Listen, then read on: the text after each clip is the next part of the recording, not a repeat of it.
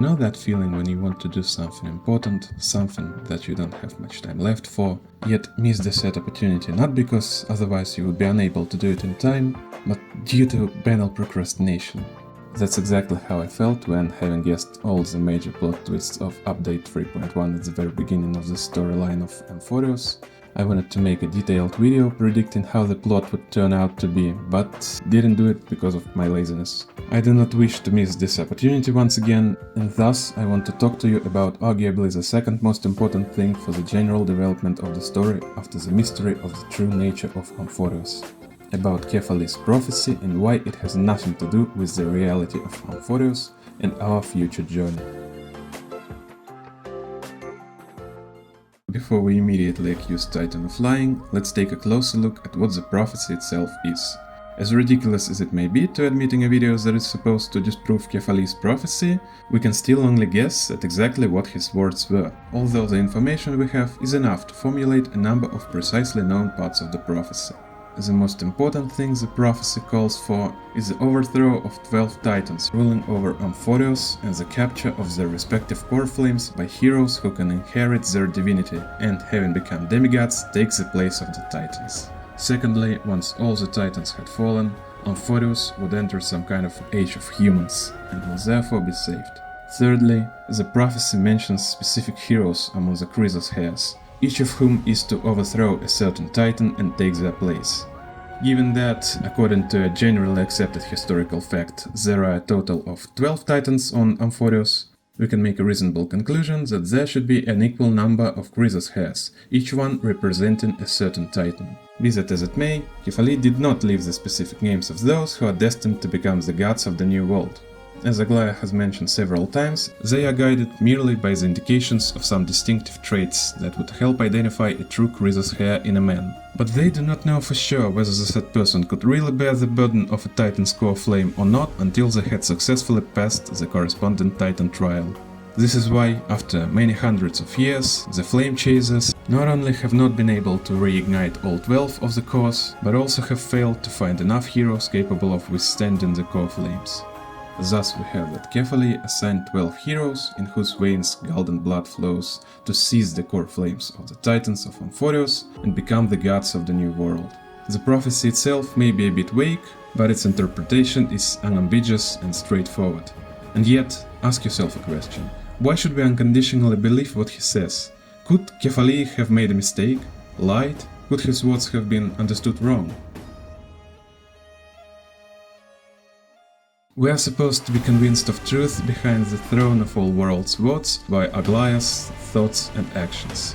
Despite the fact that she was only the second one to achieve demigodhood, this woman became the ideological leader of Chrysos Heirs, around whom all the other future heroes of Amphoreus gathered.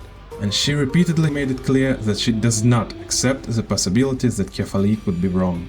Having rejected her previous self, turned away from all the pleasures in our life, and having replaced kindness and compassion to others with coldness and straightforwardness in terms of fulfilling her destiny, Aglaya is ready to sacrifice even her own life for the bright future that she was promised. But why does she so blindly believe that overthrowing the Titans and replacing them with merely once mortal humans will save Amphoreus from imminent destruction? She made no attempt to justify her motivation or convince us of the rightness of her decisions, and despite the partial shift in relationship, her stance towards the Trailblazer remained largely unchanged. Either you with me or against me. But in real life, does someone's sincere faith in the rightfulness of their assumption serve as an undeniable proof that this assumption is correct? And if I were to believe that the Earth and not the Sun is the center of our star system, the reality would not change. Aglaya had sacrificed both her sight and the ability to feel and express emotions for the sake of the prophecy, but how about Tribbie? The Holy Maiden of Anaxagoras gave Kephale the single most precious thing she had, her life. Over a span of 100 years she wandered Amphoreus with Janus's core flame in her chest in an attempt to convince people to step on the path of flame chase alongside her, and only to be met with accusations of blasphemy and crimes against the Titans. And yet her faith never faltered. After passing the trial of the core flame of Janus, Tribios vanished forever, replaced by 1,000 little messengers, each believing in Kephale's words as strongly as she herself did. After more than 1,000 years, only 3 of the 1,000 remained. Tribios gave her own life once, and then sacrificed herself to fulfill Kephale's prophecy 997 more times. And she recently did so for the 998th time. And in all that time, her faith remained unwavering, because faith is all she had left. But what if she is mistaken? Tribbie and Aglaya just believe wholeheartedly, with full commitment. But they don't have any proof to back up their assumptions. In one of my favorite games, there is a quote that may be a little harsh to use about Tribbie, but just as appropriate. This one is but flesh and faith, and is the more deluded. Kill me. The developers have deliberately left enough hints that indicate that Kephale's prophecy is indeed false. First of all, let us consider the opinion of 2 of 3 Titans of Fate, Janus and Oronyx. It will be my main thesis that I will elaborate the most on. During the final quest of main storyline of Update 3.1, we arrive at the Anaxagoras from the deep past and first observe a conversation between Tribios and Oronyx, the Titan of Time. From their dialogue, we learn that the previous maiden, Tribios' mother, was supposed to receive guidance from Janus during a religious ritual, but was betrayed and murdered by other priests before receiving an answer from the Titan. At the same time, on the other side of Amphoreus, Kephale, who sacrificed himself for the sake of future of mankind, falls into eternal slumber, leaving behind his admonition for the Chrysos Heirs, the very same prophecy. Trinon believes that these 2 events are unrelated and happened at the same time simply by the will of fate. Yet, if their mother died at the same moment Kephale died, she could not have heard his prophecy and told her daughter about it afterwards. We can thus say it was Tribios herself who heard the words of the Titan. By the time this conversation takes place, Oronyx is already aware of Kephale's prophecy and tries in vain to dissuade Tribios from becoming a flame chaser. She bluntly calls the prophecy false and the maiden's actions a great mistake. The same thing is told to her by Janus when she comes to steal her flame and flee from Anaxagoras. But can we consider Oronyx's position to be objective? Perhaps she discourages Tribios from starting her journey because she realizes that, being a Titan, sooner or later she will also inevitably become the target of one of the Chrysos Heirs and will be killed, just like her sister Janus ceased to exist when the Holy Maiden took her Coreflame. In order to answer this question, let us recall who the Holy Maidens of Anaxagoras were. Selected to become maidens in the deep childhood, they were girls with a presumed predisposition to be able to make a one-way contact with the Titans of Fate in general and with Oronyx in particular. Since these Titans are closely related to each other and were even revered by the people of Anaxagoras inseparably from each other, the Maiden of Oronyx had the ability to come in contact with the other 2 Titans. We know for certain that she could speak with Janus and probably with Talanton as well. The Maiden's duty was to perceive the prophecies given out by Oronyx, vague interpretations of the likely future of Anaxagoras, the surrounding lands, and all of Amphoreus, to be passed on to the other priests for analysis. Surely this description is nothing but an ideal scenario of Maiden's work, which has been deliberately altered and distorted over time by the wealthy and influential people of Anaxagoras in order to gain the most personal profit from those prophecies. But we're not going to go into the detail regarding this topic, as it is not directly relevant to our conversation. What actually is important is that the Titan of Time is actually able to predict the future correctly, and she never lies, for her prophecies have guided Anaxagoras for many thousands of years and prospered. If she did not want to help people she did not consider worthy for one reason or another, Oronyx would simply not answer the call. Just as she did not answer the priests of Anaxagoras during its decline not long before it was devoured by the Black Tide, for she knew that all her words would be twisted to maximize the profits of those priests. She also initially refused to help the Chrysos Heirs and the Trailblazer during the main storyline of Update 3.0, saying that she would not aid those who were on a mission to slay beings of her kind. In both cases, Oronyx could have lied and said what the people who came to her for help wanted to hear, but she did not. She remained silent. From this, we can conclude that she is either unable to lie or is deliberately unwilling to do so. Therefore, having told Tribios that Kephale's prophecy was a mistake, Oronyx and Janus truly thought so. Oronyx also says that, having stepped on this path, Tribios will be split in 1,000 pieces, and this is exactly what happened to her after passing the trial of Janus. One person became 1,000. At the moment of the conversation with Titan, the maiden had no ways to know what Onyx made by this vague from her perspective prophecy. But, in fact, Veil of Evernite looked into Tribios' very own future. And she was correct. From the same dialogue, we learn that the Titan of Time fears being swallowed by the Black Tide, subsequently falling into madness and becoming a mere shadow of her former self. At the same time, Tribios assures her that she will protect her from the Tide with all her might. Onyx, however, finds no comfort in Maiden's words. Probably because the Titan sees her own future and knows how her life will come to an end. Once again, Onyx was right, and the proof of her prophecy coming true is her very Coreflame, now being in our inventory. Janus' position is the same as Onyx's. She is also saying that the soul of Tribios will be shattered into 1,000 pieces, and, judging by the response of the girl herself, she took these words on faith and had already accepted future destiny, only proving the fact that words of Titans of Fate have a great weight. Although she did not accept Onyx's point regarding the falsehood of Kephale's prophecy, the maiden did not argue about the fate the Titans had predicted for her, and this says a lot. In addition, the Titan of Passage also utters a number of strange, barely coherent phrases, apparently citing passages from Kephale's prophecy. And she ends her conversation with Tribios with the following phrase: "All shall bid farewell to one, and that person will witness the miracle," which is translated by the game itself as "only one shall live till the end, and they alone will witness Era Nova." These particular words are highlighted in a different color in the text, indicating their importance to the narrative, in contrast to the previous parts of the prophecy, which are considered to be less significant by the game. Therefore, let's talk about them a little more detailed.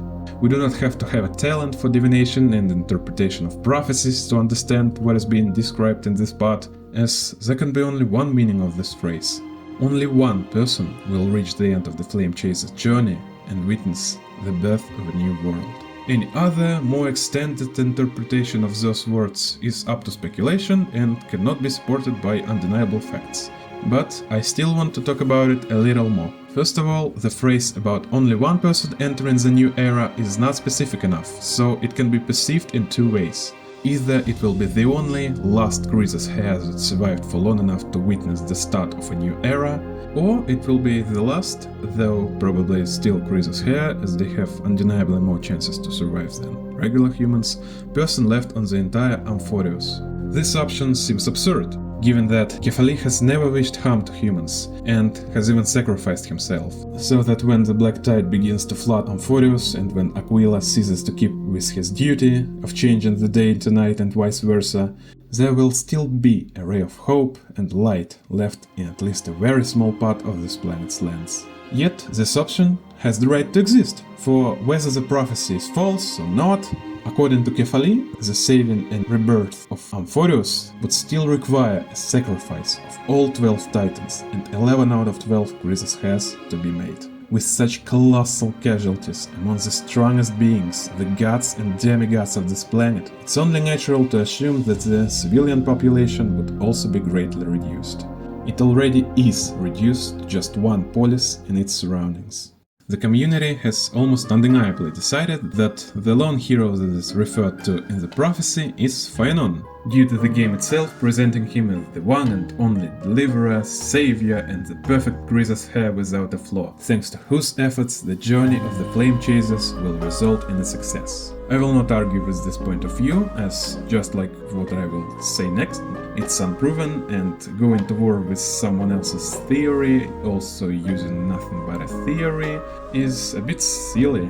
So, for example, in English language, Janus specifically avoids using pronouns or terms that would hint at the identity or gender of the Chrysos Heir mentioned in the prophecy. While in a number of other localizations, she uses the singular pronoun you, most similar to thou. Neither these languages nor English can be considered canon, but the usage of such different pronouns is certainly interesting. Is she referring to Tribios? Or more accurately, to Tribbie, the person this girl will later become? It's hard to say for sure. Perhaps Janus is talking to someone else, someone she saw in the vision of a future during her final moments before her demise. But if she was speaking specifically to the maiden before her, it means that Tribbie knows how this world will end, knows that no one but her is destined to reach the end of the journey.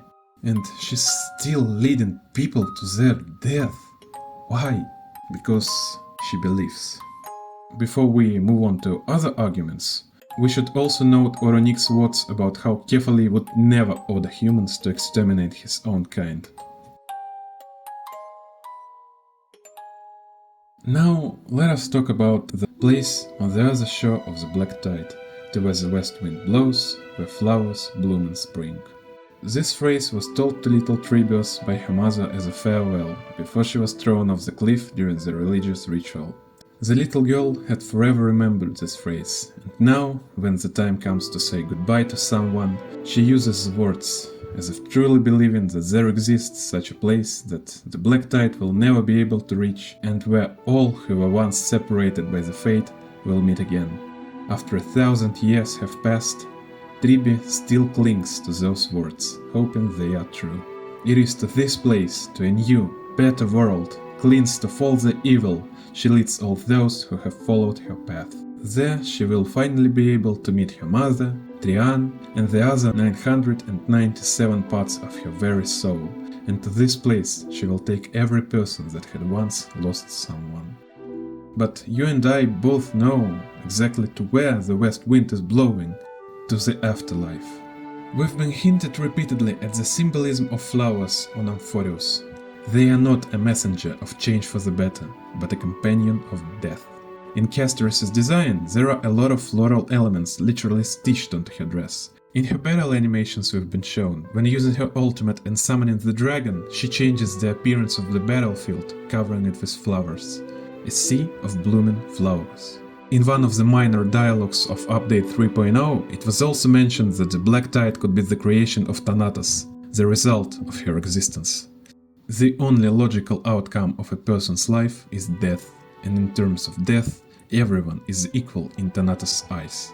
The Amphoreus is destined to be flooded by the Black Tide, and then all will pass into a new world, free of suffering and loss, where all will meet again, and Tribbie will lead us to this place, to the place where flowers bloom in spring. On such a depressing note, I suggest moving on to secondary but no less important arguments. And in particular, I would like to discuss the rationality of overthrowing the Titans in general. Have you ever wondered why, in order to enter a new era, Amphoreus has to lose its former gods and wait for the Heirs demigods to take their place? After all, they do not inherit all the power of the Titans they kill. For example, Tribios only had full powers of the Titan of Passage the moment she split into 1,000 pieces, dividing Janus' abilities into an equal number of parts. Each time she lost a part of herself, their cumulative power weakened, for with each new loss, Tribios devolved both physically and mentally. In the meantime, having used all their strength, just like Trian, each and every piece of Tribios lost its divine powers and became an ordinary, mortal human being on the verge of death. When Tribbie is left all alone, how infinitely small would be the fraction of Janus' soul that she will retain in her chest? How much weaker than the original Titan will she be? The same goes for Mnestia, who continued to exist in this world in some form even after she met her initial demise. She now exists in the form of a butterfly in the very heart of Kirke's physical body, at the same time being connected to each and every butterfly all over their hema. Even by possessing her Coreflame, Aglaya failed to retain Mnestia's full power. So, will the Chrysos Heirs be able to fully substitute the gods of the old world with their current abilities? It's doubtful. Besides, each of the Titans once served a specific purpose, that was to ensure the stability of Amphoreus. Aquila, on one hand, was responsible for the day cycle. Though he has now abandoned his duty, his very existence was essential to Amphoreus, for without him the planet would be covered by a perpetual night. On the other hand, some of the Titans to this very day, having fallen into the abyss of madness, continue to fulfill their duty despite everything they have been through. By ending Nikador's reign, we unknowingly became antagonists in this story and set a time bomb in the form of the Black Tide. The immortal god of war stood alone against the Black Tide, and the very fact of Nikador's existence was seemingly enough to slow the speed at which this plague was spreading through the world. And now that he has fallen, there is nothing and no one left to resist the disease that plagued the lands of Amphoreus. The strife brought not only sorrow and endless war to Amphoreus, it was a necessary evil to preserve peace and guarantee the safety of this planet. Yes, surely one of the Chrysos Heirs took his place, but too much time had passed between the fall of Nikador and Midamous' ascension to demigod, and Amphoreus had already suffered irreversible damage. Would Midday, who had replaced him, be able to hold back the onslaught of the Black Tide with equal success? Would Amphoreus as a whole, as a giant living being, see him as its protector? Will Midday's existence throw back the forces of this black corruption? Only the time will tell. Whatever the case, Nikador's death has only brought the inevitable fate closer, and who knows how Amphoreus will be affected by the fall of the other titans.